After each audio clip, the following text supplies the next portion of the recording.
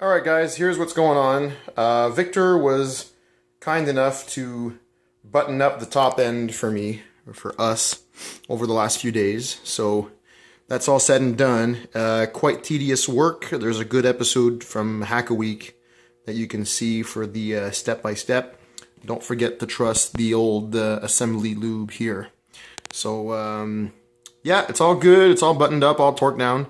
The engine turns pretty freely now. All good. So I think we're going to have a running engine quite soon, I would hope, in the next month. Again, we're not working on this every day, throughout the day. It's more of a couple nights a week sort of thing. So what else is there to do? Well, we got to put the stator assembly and the alternator all back together, and the shifter and the covers that go on the crankcase on that side. I ordered from Z1 Enterprises the bolt kit for the conversion from the JIS stuff, which is now all stripped, to the hexagonal sort of Allen head thing that we can use the wrench and the torque wrench with. That should be very helpful because I don't feel like messing with the JIS stuff anymore. So the whole kit is orderable online. It comes with all of the bolts that you need to replace.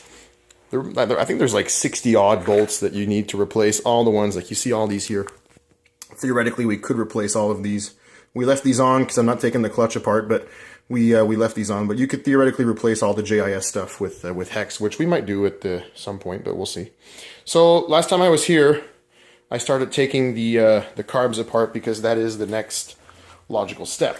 I still have to clean the top of the valve cover. Sorry, this is another phone video, so I'm filming with my phone with one hand. It could be a bit jittery. So I took the bowls out, and as you can see, you had a whole bunch of shit in there sitting for years, and this is all gummy and thick and stuff, and it won't come off. So one of the four is clean, but the butterfly with that one is very bad. So we're going to have to remove this rust to make sure it seals good. It'll never have to be completely closed. It'll always be part open, but still. Otherwise, the linkages are good. The diaphragms work fine. Hard to get my finger in there, but they work fine. And the bowls are in here. I cut up the top of a Varsol bottle. If you can see, they're sort of resting in there, and it doesn't look too bad. No, I'm not going to drop the phone in here, but it looks like it's diluting some. So they're sleeping in there. I'm going to bust open another one of these bottles and then have these sleep in there for a while on the bottom like this, just to sit them sort of this way in a pool of Varsol, so as to remove or soften at least this this crap here that we have to take off. And this, we'll try to fix this, but it's not too bad. Maybe take some 1000 grit and slowly work at it. I tried to avoid taking all these apart. I'm going to remove the old fuel lines. I ordered some new ones, so we'll replace these.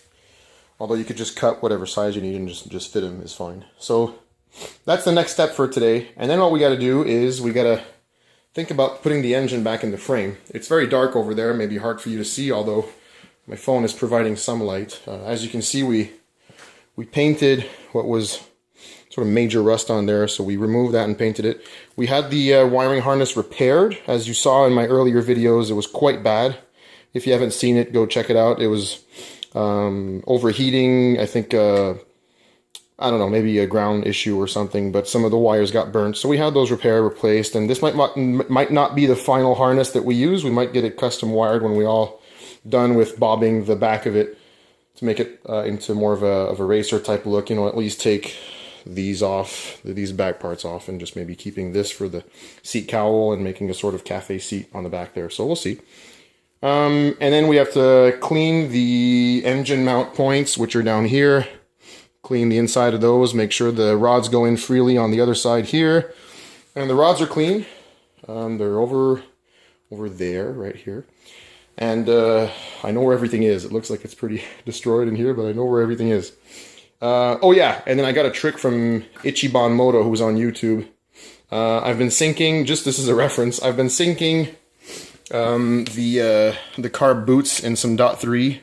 They haven't been syncing like completely because we realized that it's just not working. We left them in there, but Dot 3 or brake fluid does not work, as far as we know, to soften the carb boots. So we're going to use, he suggested, 50% wintergreen oil, the real stuff, not the stuff that you sell for aromatics or whatever. And then 50% of denatured alcohol. I don't know if we also call that rubbing alcohol, but I'll find out. But denatured alcohol, he says, the stuff they sell in pharmacies. So I'll buy that, and I'll soak the carb boots. I don't feel like buying new ones of those because they're expensive. So we'll see. So I'll report back soon, as I always say, with more details, more deets. But yeah, assembled engine, all is good. New gaskets all around. The top end engine runs, doesn't run, but turns freely now. Yay. So yeah, thanks for watching. Check out my other videos. Like and subscribe if you like what you see. I'm trying to post as quick as I can now, using my phone or using my GoPro, just to show you guys the progress and see where we're at. So let me get started on these carbs and maybe cleaning that valve cover. So I'll see you guys soon. Peace.